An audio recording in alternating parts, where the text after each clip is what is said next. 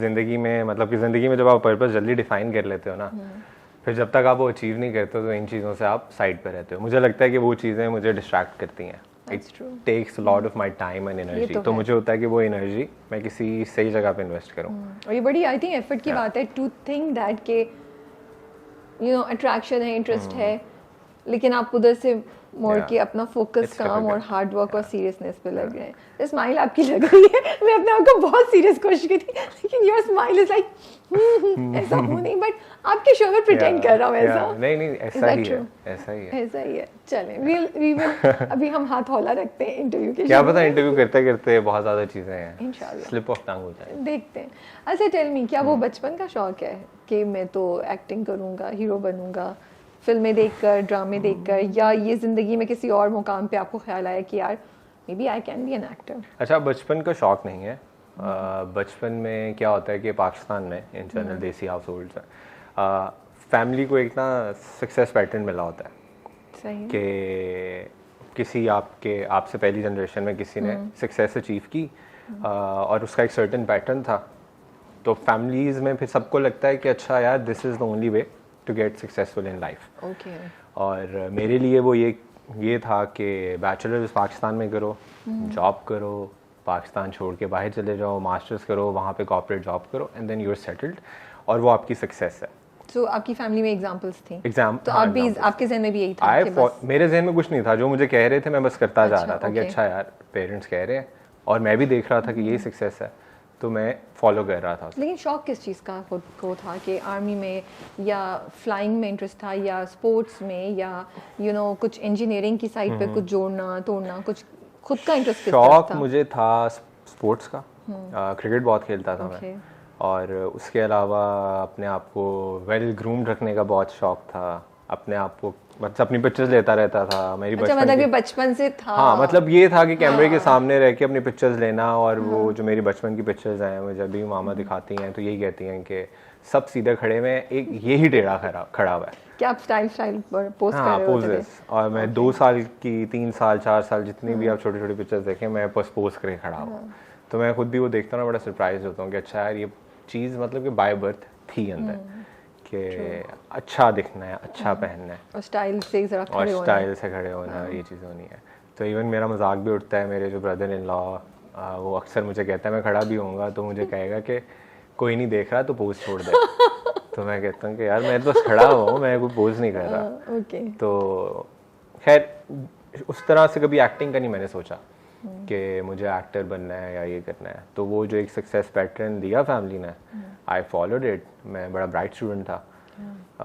मैंने यहाँ से बैचलर्स किया, इवन गवर्नमेंट इंस्टीट्यूट में मेरा एडमिशन हुआ था मेरिट पे, पंजाब यूनिवर्सिटी से मैंने वो किया। फिर पाकिस्तान में साल जॉब की। ओके, तो क्या पढ़ा हुआ है आपने? Software engineer. ओके। तो फिर 1 साल यहाँ पे कंपनी है QRMD, वहाँ पे जॉब की थी एज अ सॉफ्टवेयर इंजीनियर। ठीक है, did you enjoy it? Up until 6 months. उसके बाद से मुझे था कि नहीं यार ये क्या हो रहा है मेरे साथ, बड़ी मोनोटोनस लाइफ हो गई है। और तब तक मैं उस स्पेस ऑफ माइंड में नहीं था कि जहाँ पे मैं चीज़ें सोच सकूँ कि अच्छा अगर ये नहीं तो फिर क्या। लेकिन फिर ये उस टाइम पे मैंने ये किया था कि मैंने एक एजेंसी ज्वाइन की, और मैंने उन एजेंसी से कहा कि अच्छा I want commercials and all. अच्छा रुकिए, बीच में कहाँ से, मुझे बताएं, कनाडा में कहाँ कैसे गया, वहाँ क्या कर रहे थे? कनाडा में स्टूडेंट वीज़ा अप्लाई किया। आप वहाँ पढ़ने गए थे, फिर वहीं काम कर रहे थे? Masters there. मैंने MNG किया सिस्टम्स इंजीनियरिंग में। ठीक है। यूनिवर्सिटी में मॉन्ट्रियल में यूनिवर्सिटी है, कंकोडिया यूनिवर्सिटी, वहाँ से। ओके। और फिर वहीं पे मैंने जॉब की। और पहले जिस कंपनी में काम किया था उसका नाम था IIT React। They were working on AI based IT health care software था कोई उस पर। और फिर उसके बाद there is another company in Toronto, PLT, उधर काम किया था। अभी तक आ गया था कुछ मॉडलिंग की अट्रैक्शन, कुछ जहन में आ गया था, या अभी इस स्टेज तक नहीं पहुंचे? जब मैं कनाडा में था, कनाडा में मैं गया 2018 में।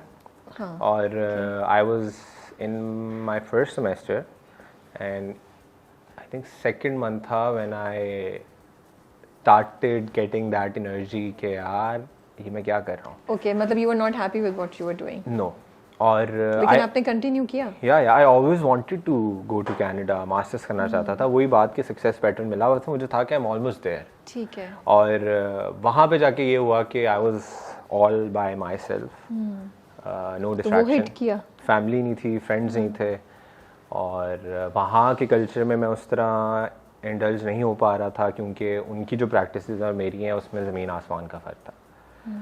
तो मेरे उस तरह दोस्त नहीं बनते थे। Are you a very traditional person? या Okay. I am traditional, I am religious, तो उस वजह से बहुत ज़्यादा मसला होता था। मेरी दोस्ती एक हद तक होती थी, फिर उसके बाद तो मैं अकेला होता था और जितना भी पढ़ लेता था, लाइब्रेरी में टाइम गुजरता था ज़्यादा, और उसके बाद कहीं ना कहीं मुझे 2-3 घंटे दिन में ऐसे मिलते थे कि यार अब क्या करूं। तो उस टाइम पे सोचें आती थी अपनी लाइफ के बारे में। सुनामी, वो तो फिर टाइम थोड़ा लोनली टाइम था बहुत ज़्यादा। So how did you put up with it? कभी सोचा नहीं, अब्बू से अम्मी से बोला नहीं कि मैं वापस आना चाहता हूँ? नहीं, उनको तो मैं कॉल करके कह नहीं सकता। क्यों? कि अभी क्योंकि मैं चाहता था कि मैं ये सब अगर करना चाहता हूँ तो मैं उनके ऊपर बर्डन ना बनूँ, क्योंकि मेरे पेरेंट्स ने बहुत स्ट्रगल किया है। मैं उस तरह की फैमिली से नहीं था कि जिनके साइड पे एक पैसे पड़े हों कि अच्छा ये बच्चे को बाहर भेजना है, और उन्होंने उन पैसों में से पैसे निकाले जिसकी वजह से उनको खुद सेक्रीफाइसेस करने पड़े, कॉम्प्रोमाइज़ किया उन्होंने बहुत सी चीज़ों में।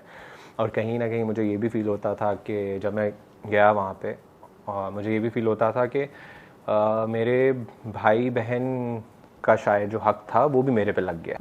That's a lot, like काफ़ी चल रहा है कुछ जहन में उस टाइम पे फिर। तो ये उस टाइम पे ये चीज़ें मेरे जहन में चलती थी कि यार अच्छा वो मेरे पे क्यों पैसे लगा दिए हैं। इतनी यंग एज पे इतनी ज़्यादा सोच किस तरीके से आ रही थी? ये इतना क्या था कि आपको रिस्पॉन्सिबिलिटी, गिल्ट, ये एहसास कि नहीं यार, even if I am not liking it, मैं इसको छोड़ के नहीं जा सकता बिकॉज मेरे माँ बाप के पैसे हैं, शायद मेरे बहन भाइयों का जो हिस्सा था वो भी मेरे ऊपर लगा। ये इतनी अवेयरनेस कैसे थी? ये आई थिंक बाबा जो मैंने बहुत जाते साथ ही वहाँ पे ना मुझे आइडिया हो गया था कि मेरी लाइफ का पर्पस क्या है, और काफ़ी हद तक मुझे पाकिस्तान में पता था, और मुझे पता है मेरी लाइफ का जो पर्पस है वो मेरे पेरेंट्स रहे हैं शुरू से, कि मुझे पता है कि उन्होंने कितनी स्ट्रगल किया है, और जो प्यार मुझे अपने पेरेंट्स से मिला है, मैं अपने इर्द गिर्द देखता था पेरेंट्स, जो मेरे पेरेंट्स हमारे लिए करते थे, हम बच्चों के लिए, हम बहन भाइयों के लिए, वो बाकी पेरेंट्स को मैं करते नहीं देखता था। कि अगर मैं कहीं जा रहा हूँ तो पापा मुझे कहते थे गाड़ी तुम ले जाओ, आई यूज़ उबर और आई यूज़ पब्लिक ट्रांसपोर्ट। तो इस तरह की चीज़ें होती थी, और जब मैं देखता था यार इतना ज़्यादा कि मुझे कहना पड़ता है कि यार बस कर दें, अपने ऊपर भी लगा लें कुछ, तो वो फिर मैंने अपना एक पर्पस बना लिया कि यार अच्छा मैंने ज़िंदगी में जो मेहनत करनी है वो अपने पेरेंट्स को कंफर्ट देने के लिए करनी है। That's the only thing that I want to achieve in this life. तो क्या फाइनेंशियल रिस्पॉन्सिबिलिटी का प्रेशर भी है आपके ऊपर या था उस वक्त? नहीं, फाइनेंशियल जिस तरह मेरा जो अपना एक हमारा घर है उसकी फाइनेंशियल रिस्पॉन्सिबिलिटीज़ मेरे पे नहीं है। ओके, ठीक। लेकिन ये लेकिन आपको खुद एहसास था? हाँ, खुद एहसास था, और एहसास इस चीज़ का था कि यार अच्छा वो सर्कल अगर चल रहा है तो मैं उसको डिस्टर्ब ना करूँ, बल्कि उसमें ऐड करूँ, उस पर ऐड करूँ, किसी तरह वैल्यू ऐड करूँ। तो यही था कि मैं अपने पेरेंट्स को नहीं कह सका कि मुझे ना ये छोड़ के आना है। तो फिर मैंने ये अपने आप को कहा कि यार नमीर अगर तो करना है ना तो फिर ये है कि मास्टर्स ख़त्म करो, और अपना फाइनेंशियल क्वेश्चन बनाओ, और फाइनेंशियल क्वेश्चन जब बन जाएगा इतना कि 1 साल तुम कुछ ना भी करो और तुम स्ट्रगल कर रहे हो, क्योंकि मैं अब यहाँ पे फूशिया मैं मेंशन करूँगा मैं बहुत इंटरव्यू सुनता था न्यू कमर्स के, जो आप प्रोफाइल इंटरव्यूज़ लेती हैं, और मैं बेसिकली ना उसको एज ए होमवर्क, अब मुझे पता है कि इंटरव्यू में बहुत ज़्यादा चीज़ें सुपरफिशियल होती हैं, लोग नहीं सही बताते और नई चीज़ होता है, लेकिन कहीं ना कहीं आप किसी ना किसी पॉइंट पे आप रिलेट कर पाते हो कि अच्छा यहाँ पे इसके साथ ये इशू था तो इसने ये किया।